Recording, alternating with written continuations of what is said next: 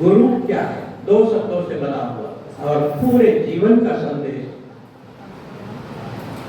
गु शब्द तो अंधकार, रु स्यात् तन्निरोधकः, ये गुरु शब्द की व्याख्या है। गु शब्द तो अंधकार, रु स्यात् तन्निरोधकः। गु एक स्वाभाविक रूप से अंधकार धर्म है। अंधकार को गु शब्द से संबोधित किया गया है और रु उस अंधकार को प्रकाश में बदलने की क्षमता जिसमें होती है वो क्या कहलाता है? गुरु कहलाता है।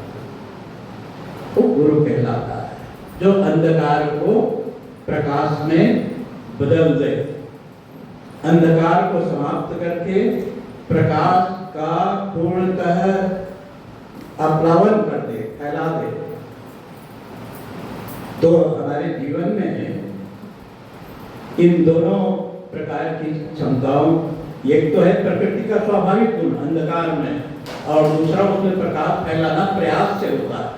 तो ये काम गुरु करता है। इसीलिए वैदिक ऋषियों ने अभ्यर्थना किया है, चाहना की है, वो ये कि तमसो मां ज्योतिर्गमय, मेरे जीवन में अंधकार है, ये परम सत्ता, ये मेरे आराध्य, ये मेरे उपास, ये मेरे गुरुदेव मेरे इस अंधकार में जीवन में प्रकाश भर दे, प्रकाश की उत्पत्ति कर दे। तमसो मां ज्योतिर्गमय। और इसी का अन्य स्वरूप भी है। जो अंधकार है वो असत्य है और जो प्रकाश है वो क्या है? सत्य है। इसलिए उन्होंने कहा असतो मां सद्गमय। हे गुरुदेव, मुझे असत्य से हटा करके, निकाल करके सत्य की ओर ले चल। और इसी प्रकार से एक तीसरा भाव भी है, वो ये कि जो मृत्यु है किसी को चाहिए, वो है अंधकार धर्म, और अमरता है। जो अमृतत्व है वो क्या है? प्रकाश धर्म। सबको उसकी अभ्यर्थना होती है, सबको उसकी चाहना होती है। और इसलिए ऋषि कहते हैं मृत्योर्मा अमृतमय। हे गुरुदेव, मुझे मृत्यु के भय से, मृत्यु के दुख से निकाल करके अमृतत्व प्रदान करते, अमरता प्रदान करते।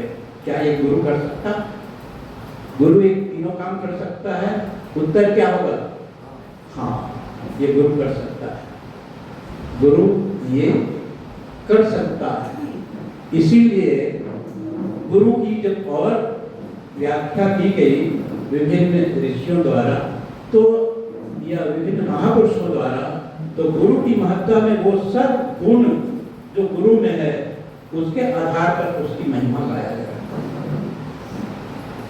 एक शब्द में और कहे तो आज के इस पावन पर्व के उपलक्ष्य में, और वो क्या है? एक गुरु पूर्णिमा में एक तो हो गया गुरु जो अंधकार को प्रकाश में परिवर्तित करते, वो गुरु। और दूसरा क्या है? पूर्णिमा। इसका क्या महत्व है? हमारे देश में पूर्णिमा पर आने वाले पर्वों की संख्या इतनी है जिसकी कोई सीमा नहीं है। पूष पुन्नी, अगन पुन्नी, माघ पुन्नी और पता नहीं क्या क्या पुन्नी, सारे पुन्नी पवित्र है, सारे पूर्णिमा पवित्र है। और ये तो तिथि के अनुसार हो गया, प्रकृति के आधार पर हो गया सारे पूर्णिमा।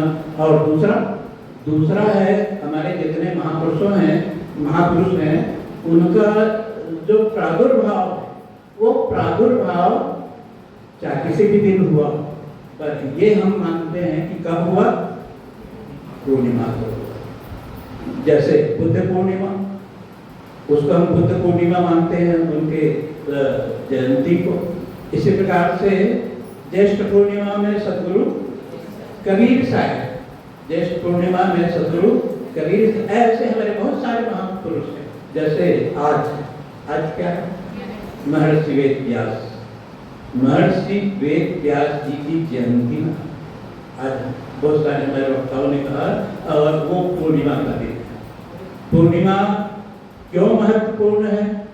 जब हम इनकी जयंती मनाते हैं, पूर्णिमा का जो स्वाभाविक भाव है वो है पूर्णता। क्या है? पूर्णता। और पूर्ण जो होता है उसको हम महान मानते हैं, उसको हम गुरु मानते हैं। जैसे तिथि को ही ले लो, प्रकृति में गुरु भी, प्रकृति में भी गुरु है। वो गुरु कौन है? अमावस्या और पूर्णिमा, दो तिथियां होती है प्रकृति में। एक महीने में दो तिथि होती है, एक अमावस्या और दूसरा क्या है? पूर्णिमा। एक में प्रकाश होता है और दूसरे में अंधकार होता है। अमावस्या को तारे गण इत्यादि ही दिखाई पड़ते हैं, चंद्रमा दिखाई नहीं पड़ता। और पूर्णिमा में चंद्रमा ही दिखाई पड़ता है, तारे गण उतना नहीं दिखाई पड़ता। इसकी तरफ सदगुरु कबीर साहब का ध्यान पहले गया।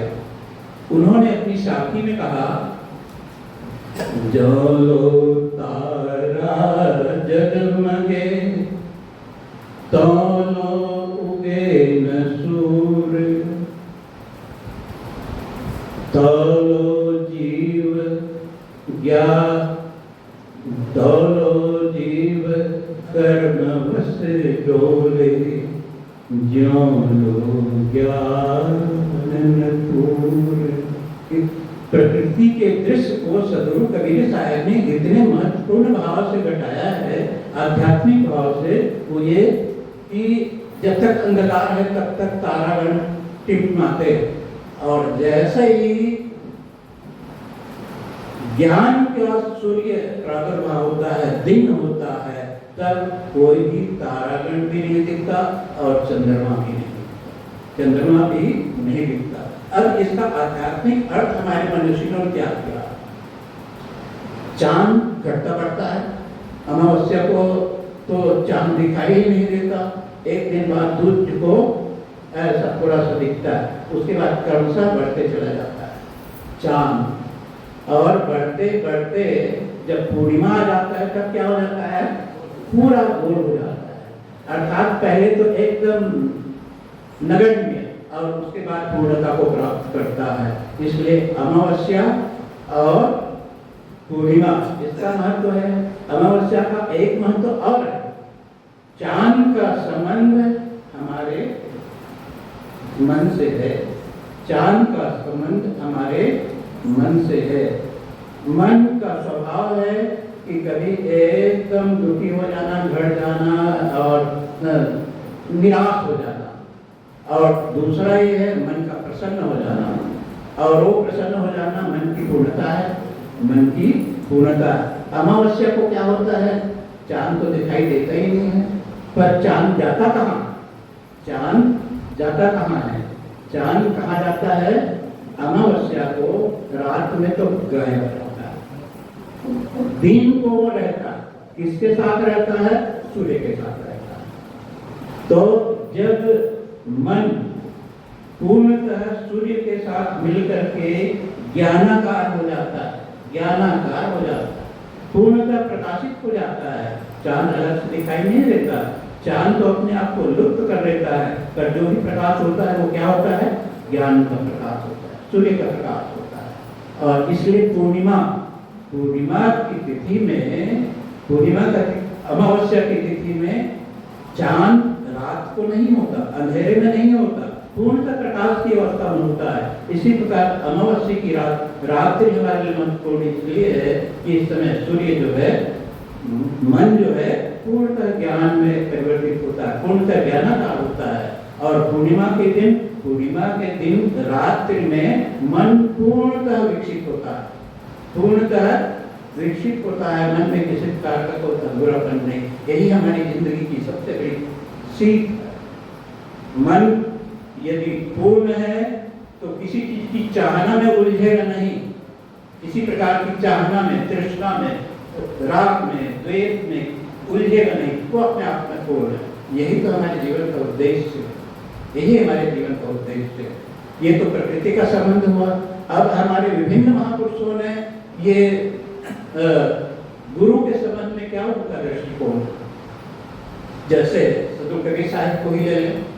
सदगुरु कबीर साहब का गुरु समान दाता नहीं, जाचक शीश समान, तीन लोक की संपदा, सो गुरु दीन्हा दान।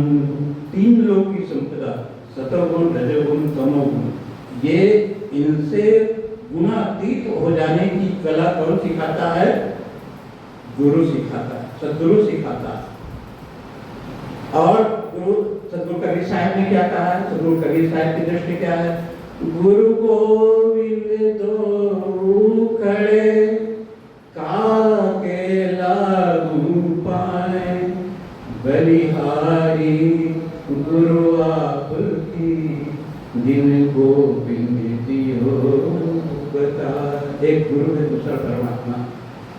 कबीर साहब कहते हैं कि मैं परमात्मा और गुरु और गोविंद दो अगर मेरे सामने उपलब्ध हो तो मैं किसको अपना सिर झुकाऊंगा?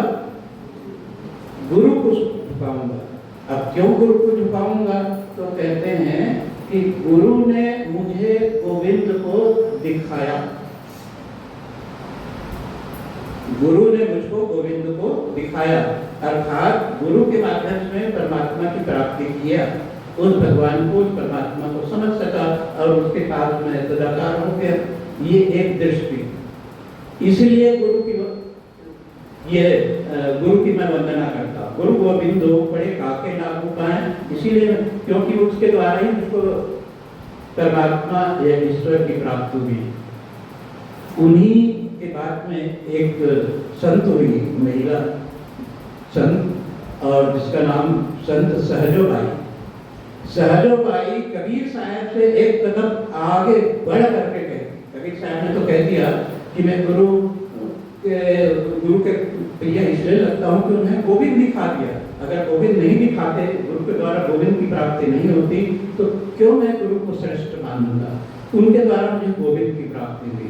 पर सहजोबाई ने जो कहा वो तो और कबीर साहब से एक कदम ऊंचे बढ़ करके कहा। उन्होंने कहा, राम तजू गुरु को न विसारूं, राम तजू गुरु को न विसारूं। मेरे सामने परमात्मा आ जाए, उनको भगा दूंगा मैं, उनकी उपेक्षा कर दूं, पर गुरु को सदैव मैं अपने हृदय में धारण करके रखूंगा। उन्होंने क्या कहा? कबीर साहब ने क्या कहा कि उन्होंने मुझको परमात्मा का दर्शन किया, गोविंद का दर्शन कराया, इसलिए मैं गुरु की उपासना करता हूँ। किंतु सहजोबाई क्या कहती? मेरे पास गुरु और गोविंद दोनों आ जाए तो गुरु गोविंद को तो मैं भगा दूंगी, उनको मैं महिमा नहीं दूंगी। किसको दूंगी? गुरु को दूंगी। तो एक कदम बढ़ करके उनसे पूछा गया कि क्यों ऐसा बोलती हो? तो उन्होंने कहा कि हरि के सम गुरु के सम हरि को न निहारूं, गुरु के सम